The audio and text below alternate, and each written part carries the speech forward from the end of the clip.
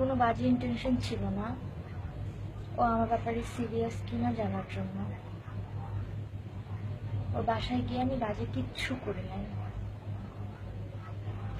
আরিফ খানকে কোয়ার্সের ধরে বলতেছি, আরিফ খানের সাথে আমার ফিজিক্যাল রিলেশন হয় নাই। ইনফ্যাক্ট কোনো ছেলের সাথেই হয় নাই সালমান বাদে। মিথ্যা বললে বাবা মারা যাবে, জিনা করা হবে, ভাইয়ের সাথে জিনা করা হবে, তুমিও মারা যাবো আমার জামাই আবির খান।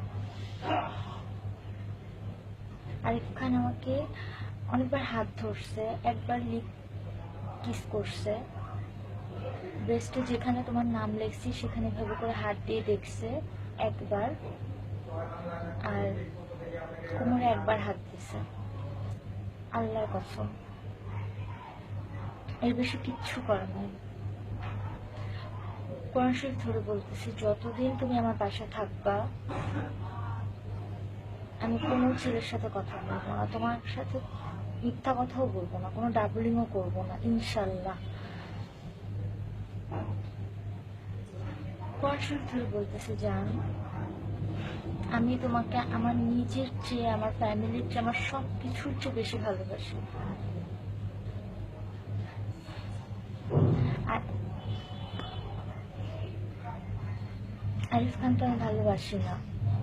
ইনফ্যাক্ট তুমি ছাড়া আমি কোনো পুরুষ মানুষকেই ভালোবাসি না, বাবা ভাই ছাড়া। তোমাকে কতটা ভালোবাসি সেটা জানি না, আমার যতটা ভালোবাসা সম্ভব, যেন কোরআন শরীফ ছুঁয়ে বলতেছে ততটাই ভালোবাসি। আরিয়ানকে দিয়ে সি মানাইছিলাম, শুধু ঘাড়ে হাত দিচ্ছে, এর চেয়ে বেশি কিচ্ছু করে নাই। কোরআন শরীফ ধরে বলতেছি, জান আরিফ খানের সাথে 2বার ফোন সেক্স করা ছাড়া আর কোনো ছেলের সাথে ফোন সেক্স করি না। আরিফ খানের সাথে 2বারের বেশি ফোন সেক্সও করি না। জান কোরআন শরীফ ধরে বলতেছি,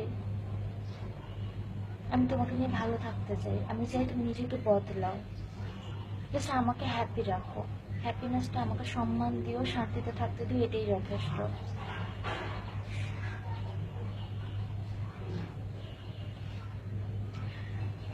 তোমার সব কথা শুনবো ইনশাল্লাহ, ভালো থাকার জন্য, তোমাকে ভালো রাখার জন্য।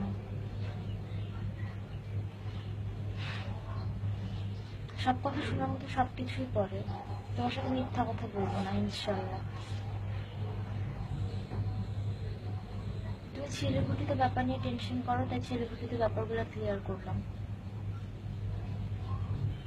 যেন কনসিয়াস ধরে বলতেছি, তুমি ছাড়া আর কোনো ছেলের সাথে কোনো রিলেশন বা কোনো সম্পর্ক আমার নাই। তোমাকে আমি আমার স্বামী হিসেবে মানি, তোমাকে নিয়ে ভালো থাকতে চাই।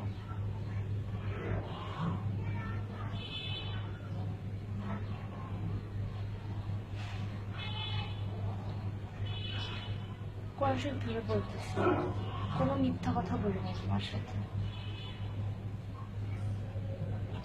I love you.